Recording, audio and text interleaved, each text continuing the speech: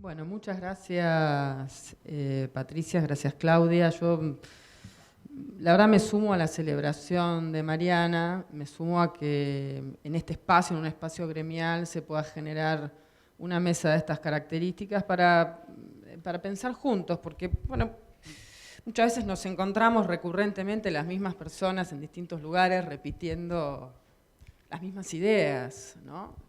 Pero es que de esto se trata. Y no ha sido en vano, ¿no? Yo cuando pensaba, la escuchaba a Mariana, algunas de las cosas que voy a compartir con ustedes son muy convergentes con las que piensa Mariana, porque efectivamente estamos frente, cuando pensamos la agenda de género, estamos frente a una matriz estructural que involucra una cantidad de dimensiones y por supuesto los medios de comunicación tienen un lugar fundante cuando pensamos la batalla simbólica, ¿no? Es decir, la batalla simbólica, esto es los sentidos. A mí siempre me gusta decir, los medios de comunicación tienen por lo menos 3 atributos fundamentales. Uno es darle visibilidad a determinados hechos, otra es atribuirle un sentido y en función de esto legitimarlos o no. Entonces, efectivamente, el discurso mediático ocupa un lugar central en esa batalla simbólica, en la construcción de imaginarios, ¿no? Cuando las narrativas periodísticas logran asumir la perspectiva de género, y para mí fue también un aprendizaje, muchos de quienes están en estos paneles han sido maestras, ¿no? Digo, pero cuando uno puede asumir en el relato periodístico la perspectiva de género, entonces ahí podemos ver violencias que estaban naturalizadas y podemos ver cómo se ponen en juego relaciones de dominio entre los géneros, relaciones de poder, subordinación. Y entonces, en la medida que las nombramos, podemos interpelarlas. Y a partir de ahí podemos construir una nueva agenda y, por supuesto, una agenda que involucra también la construcción y la demanda de políticas públicas, ¿no? Como Mariana, los intentos de visibilizar, de mirar con otros ojos, de proponer otros tratamientos, han venido de la mano de los medios públicos, ¿no? De la televisión pública centralmente y del cine documental, ¿no? También lo subrayo porque muchas veces tenemos la sensación con nuestro trabajo que tiramos algo así como un balde de agua en el mar, ¿no? Frente a un escenario sobre el que no voy a abundar, porque lo describió perfectamente Mariana, donde los imaginarios se construyen desde una televisión donde los cuerpos son mercancías, y frente a eso, los medios públicos hemos tratado de pensar otras miradas. En el caso además de Canal Encuentro, con el desafío de pensar que algunos de los productos que están en la pantalla son productos que se usan en el aula, ¿no? Entonces digo, ¿cómo pensar también con nuestros pibes una nueva masculinidad, otra construcción? ¿Cómo empezar a discutir ya, no más, con pibes de 12, de 13, con las chicas, los noviazgos violentos? ¿Cómo empezar a pensar que también la trata y la prostitución son temas de debate con nuestros chicos, ¿no? Y afortunadamente no estamos parados en el mismo lugar. Creo que a veces, aunque la batalla sea enorme, compleja y desigual, hoy hemos aprendido a nombrar de otra forma, ¿no? Y violaciones de derechos que las mujeres soportábamos y que ni siquiera le podemos poner nombre, hoy tienen nombre, ¿no? Entonces, hoy hablamos de violencia obstétrica, por ejemplo, ¿no? Y podríamos hacer un listado mucho más largo.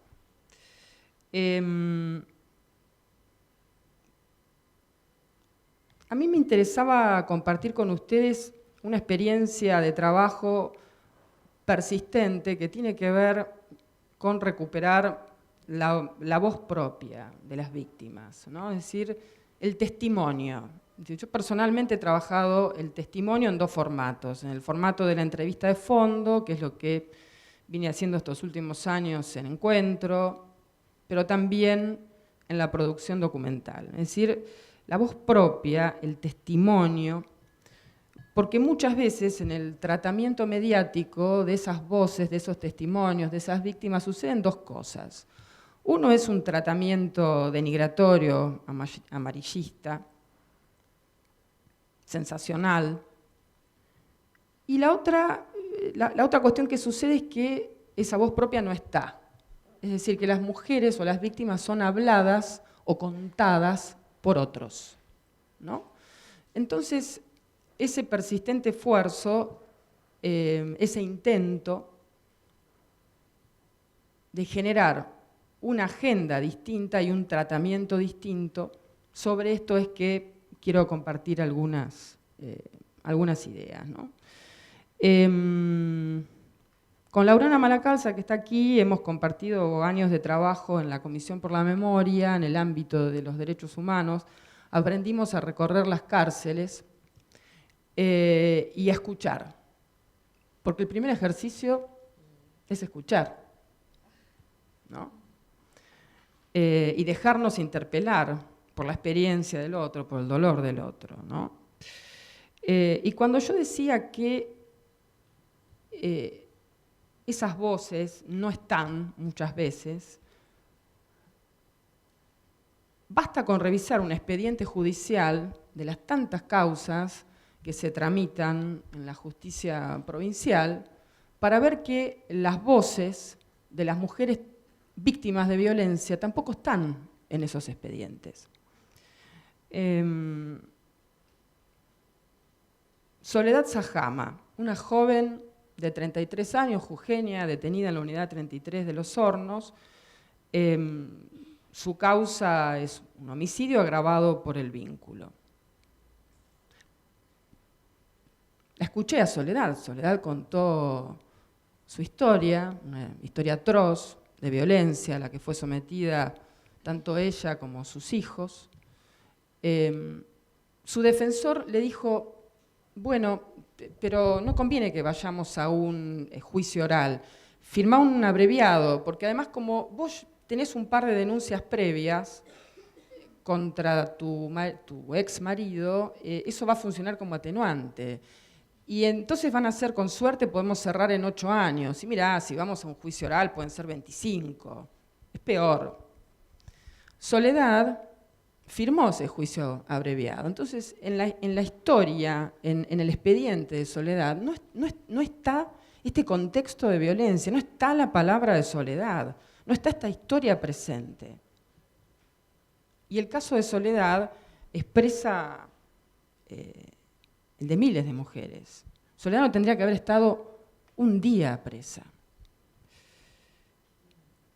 Hay otro caso que quizás ustedes escucharon, tuvo mucha difusión mediática, Reina Marás, una mujer boliviana condenada a prisión perpetua también por el crimen de su marido.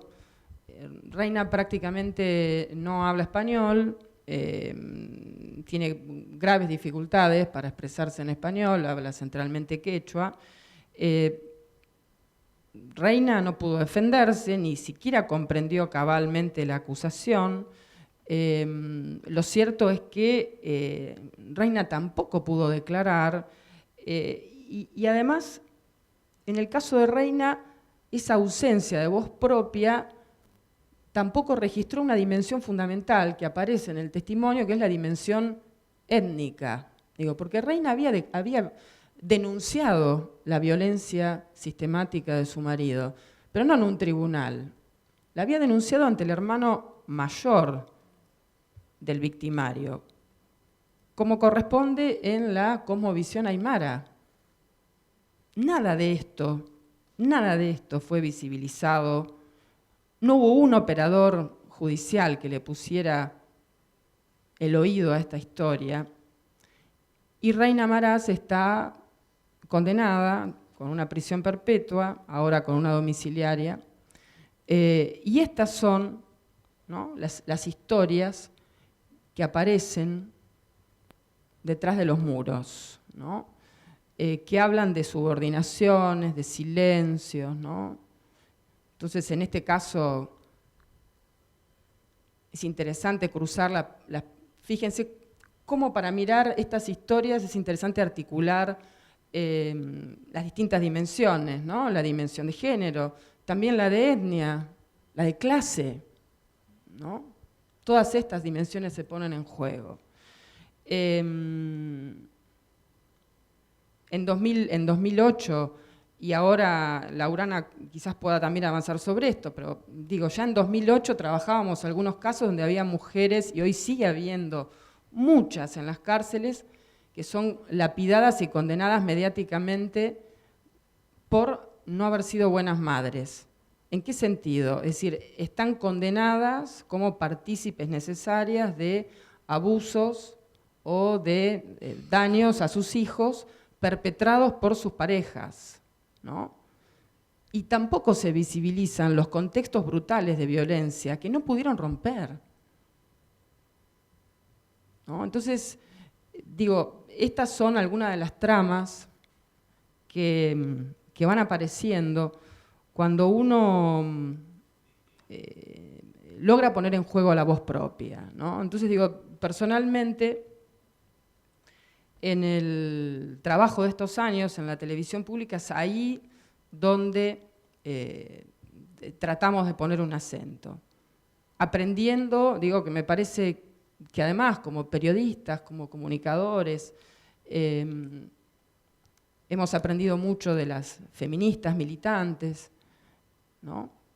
Y mucho de quienes transitan eso que se llama el territorio, de las organizaciones sociales y políticas que han logrado instalar y empujar y correr las fronteras de las agendas de género. Susana Trimarco, ¿no? Digo, si pensamos en otras dimensiones que han aparecido a través del testimonio y la escena judicial, fue muy valioso el juicio, porque en ese juicio aparecieron esos testimonios que no estaban, fueron centrales en la construcción de prueba del secuestro, la desaparición y la explotación sexual. Eran las mujeres víctimas las que testimoniaban, asumiendo con un coraje enorme el desafío de prestar declaración frente a un tribunal que las miraba y las configuraba como putas, ¿no? Como otra cosa, ¿no? Pero digo, cuando esa voz propia puede expresarse en la escena judicial, en la escena mediática, con otro tratamiento, cuando puede desplegarse esa otra mirada, también sucede algo del orden de la reparación para esas mujeres. En el mismo momento en el que se puede testimoniar, donde hay una escucha distinta, también hay algo del orden de la reparación, simbólica, además de la reparación judicial que demandamos.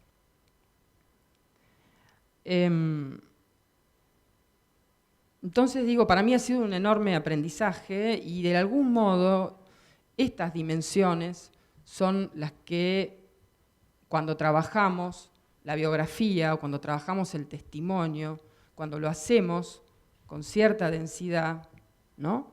La perspectiva de género nos permite poner esto sobre la mesa, ¿no? Y creo que es además una herramienta política muy, muy valiosa como forma de interpelación, ¿no? Quizás otro de los ejes que también trabajamos fuertemente son los temas de diversidad. Yo acá la tomo a Josefina Fernández, una antropóloga que ha trabajado mucho estos temas, que ha trabajado mucho la entrevista, ¿no? Josefina dice: hay que situar a las personas trans y travestis en el espacio social de relaciones en el que construyen sus identidades y fundamentalmente las vidas cotidianas, desde su origen familiar, la relación con el cuerpo y la sexualidad, el nombre elegido, la mirada de los otros, ¿no?, ante esos cuerpos desobedientes.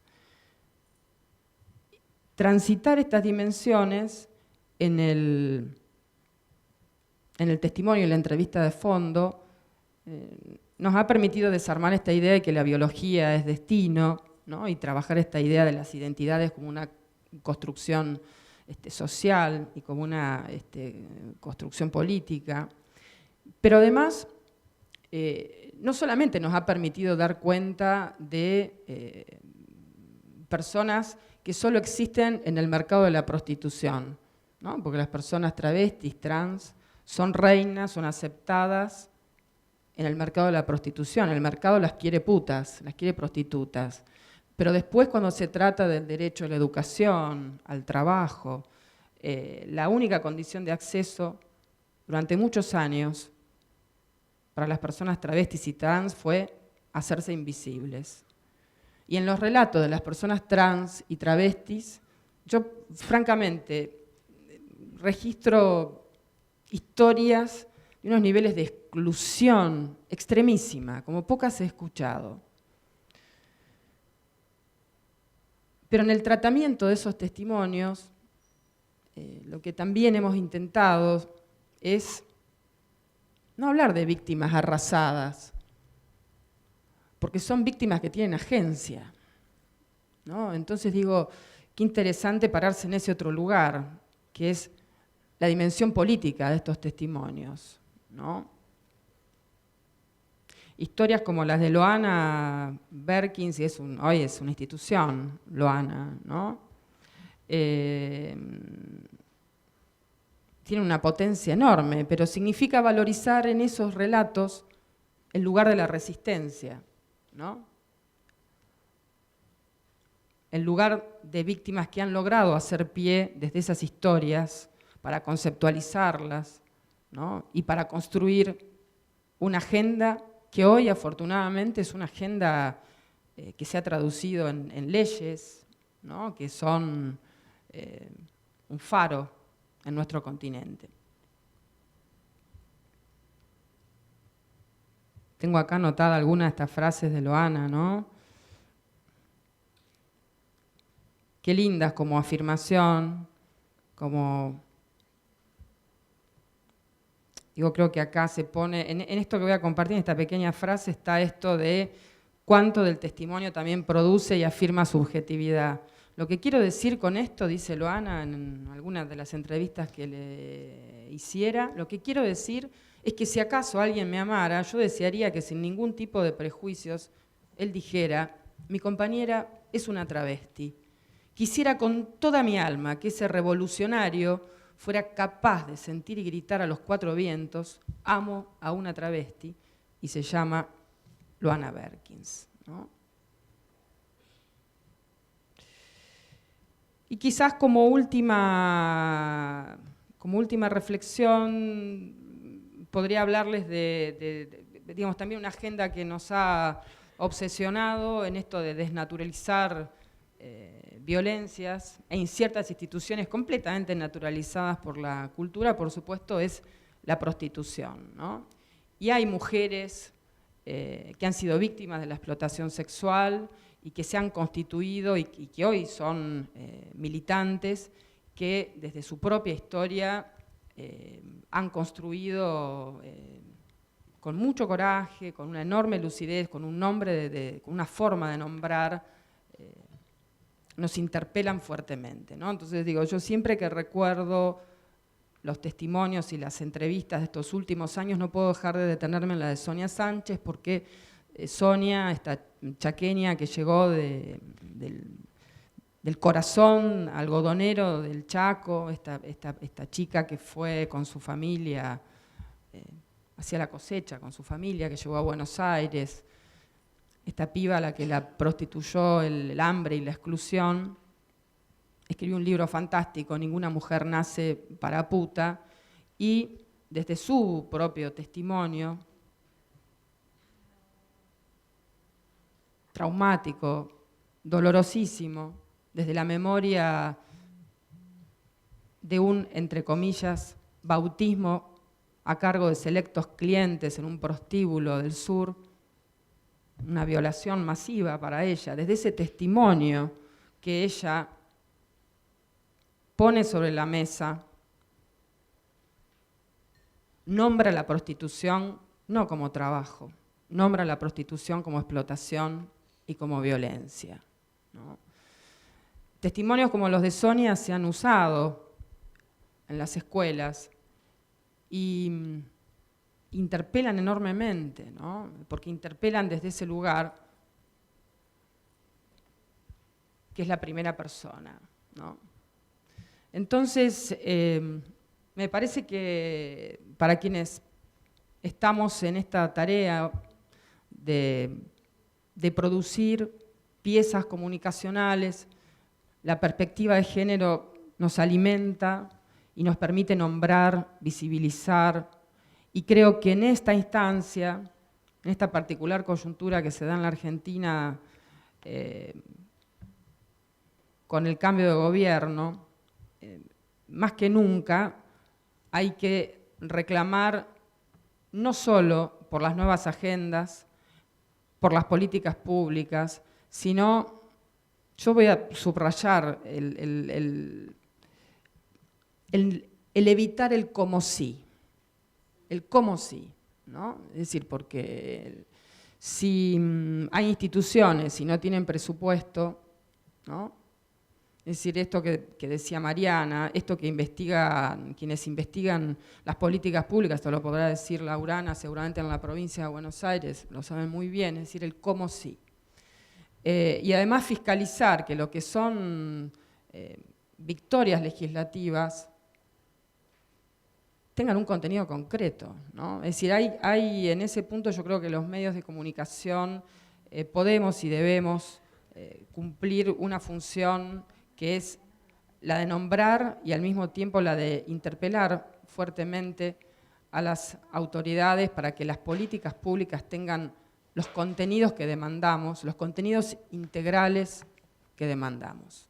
Bueno, les agradezco mucho, ¿eh? Gracias.